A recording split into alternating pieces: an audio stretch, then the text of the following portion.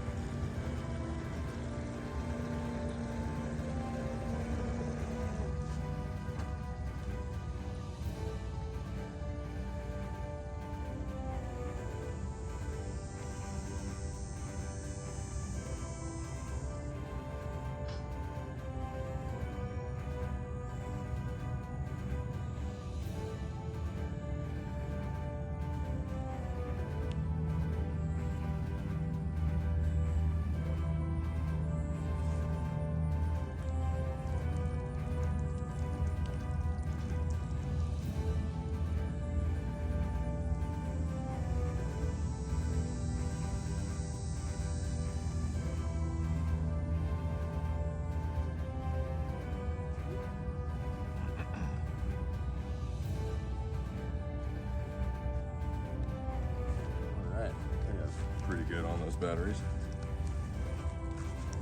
RC Boat Bitz, ProBoat 42. Hey guys, I thought I might just show you what is in the boat since you saw how it performed.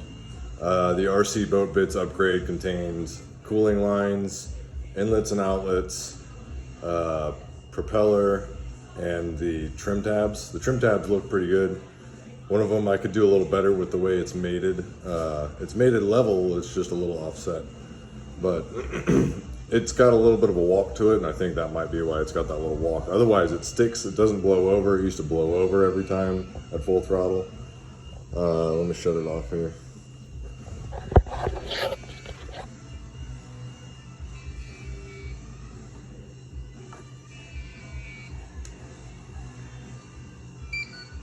Okay. So the RC Boat Bitz upgrade contained the red cooling lines, or orange, or whatever you want to call it, to match kind of the paint scheme of the boat, which was nice. They're visibly they looked the same diameter as the stock ones, but I do believe that they're maybe 1 mil bigger in diameter, maybe 1 mil. They came with little inlet collars, anodized aluminum inlet collars that were supposed to go here. I'm weird about just making a bigger hole than necessary. If I can avoid making a bigger hole than I need to, I just usually do it. So I 86'd the collars and just ran the lines. There's 2 lines now that come up from the ports on the rudder into the hull here. And I went ahead and sealed them with some clear silicone out of the tube, and then brought them back in here. The inlets come on this side, and then one outlet goes this way from the motor up to this side. This is one of the water exhausts. I put them in this way so that A, the water is shooting away from the boat no matter what, and B, the water can't drain out. It'll stay in there and at least keep water in the line, you know, just in case air gets in the line. I'm weird about that stuff too. Because we just ran it, it's a little wet. The batteries are in that position, just about right there. You can see how I tied up the original water outlet back there in the hole. And basically, the new prop, it's got a larger surface area than the old prop. It's definitely a lot more rounded. It's not as sharp as the original, the stock one. I'm gonna try with the stock one just to see, because with this prop, it definitely works the powertrain a lot harder, so the equipment gets a little warmer than it used to. So it's a good thing that there are cooling lines. It's not crazy warm this time. I like to run it at low speeds at the end of my session. That way the engine's not stressing, but it's still pushing water through the system, you know what I mean, to kind of cool it down. I'll stress it out I'll warm it up, I'll stress it out, and then I'll kind of cool it off. That's my philosophy with that. There's the other water exhaust, so like, you know, from this angle it looks like so. The boat itself, I'm pretty pleased with it. Like, I think it's a good product. It's already suffered a serious blowover before I had the trim tabs and the radio box, the batteries.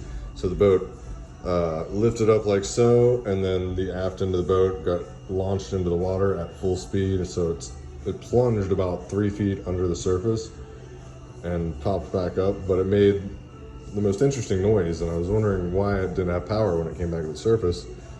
The batteries had been ejected from their forward positions all the way to the back of the boat from the impact, and this battery hit this battery box, so I had to remove the battery box and re-adhere the posts. Thank goodness it sheared pretty clean just at the posts on the bottom, but that was not a big deal for repairs.